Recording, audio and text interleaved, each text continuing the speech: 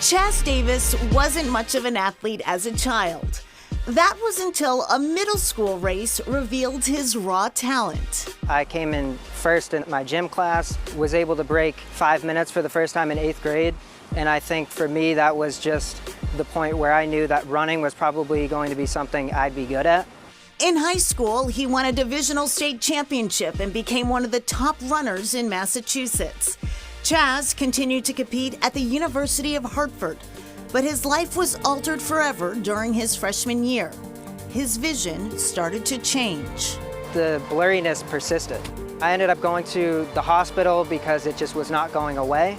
And they did all of these tests, and they weren't able to come back with any definitive diagnosis. Chaz kept running, but his vision continued to deteriorate. That time I was still driving, still working, was able to finish my first year of college.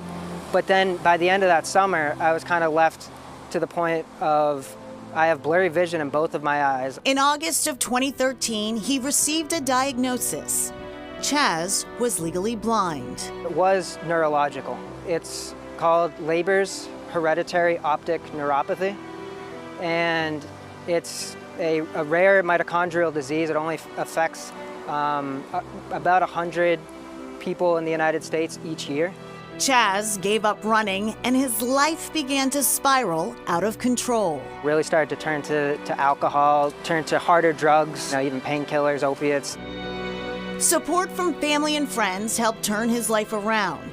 Chaz realized he could run again, with friends as his guides. I moved into my senior year of college and actually competed in a cross-country race with the help of my teammate and actually became the fastest distance runner on my team. I'm really proud of that. And I also know that I didn't do it alone. You have people on your left, but if you stay right where you are, you're good. Chaz continues to run with guides.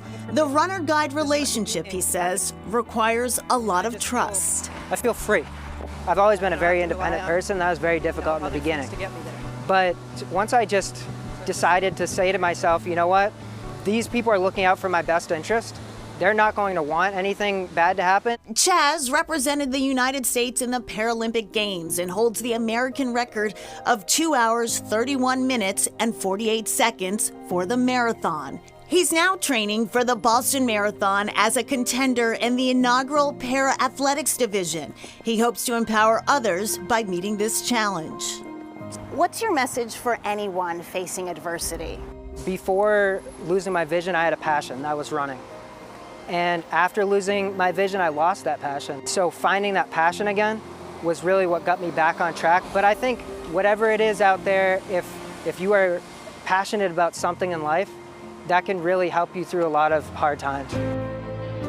Local professional runners are part of the Boston Athletic Association high performance team. We're doing like 110 to 120 miles a week. Right now, averaging about 19 miles a day. Actually running at least like 2 to 3 hours a day.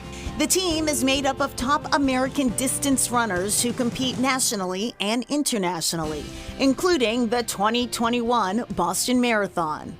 Olympian Mark Carroll is the team's coach. They're so focused and committed. If anything, the toughest part is holding them back. Carroll is training the team to prepare mentally and physically for Heartbreak Hill. It's very challenging in the second half. The Newton Hills, of course, from 17 miles onwards makes it probably one of the tougher courses out there. We try to break it down 1 mile at a time. You know, when we're at mile 17, we deal with mile 17. When we get to mile 18, we deal with that one. And we just try to get to Boston College and head for Boylston Street. Jonas Hampton finished 8th at February's U.S. Olympic trials. Despite his athletic achievements, he doesn't take the unforgiving Boston course for granted. I've run 2 of them, finished one of them. The one that I didn't finish was that hurricane year that Des won. Ended up with hypothermia at mile 12 and was in the med tent. Matt McDonald, the 10th place finisher at the Olympic trials, is also a postdoctoral associate in chemical engineering at MIT. To work a full-time job and be running at a high level, you have to give up a lot. McDonald says the sport is worth the hard work and sacrifice of his free time. I think anyone can do a marathon.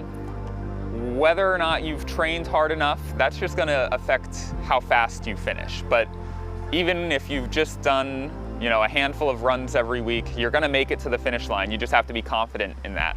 And remember that when it does start hurting, there's always more in the tank. And back to Chaz Davis. He is also a counselor with the Massachusetts Association for the Blind and Visually Impaired.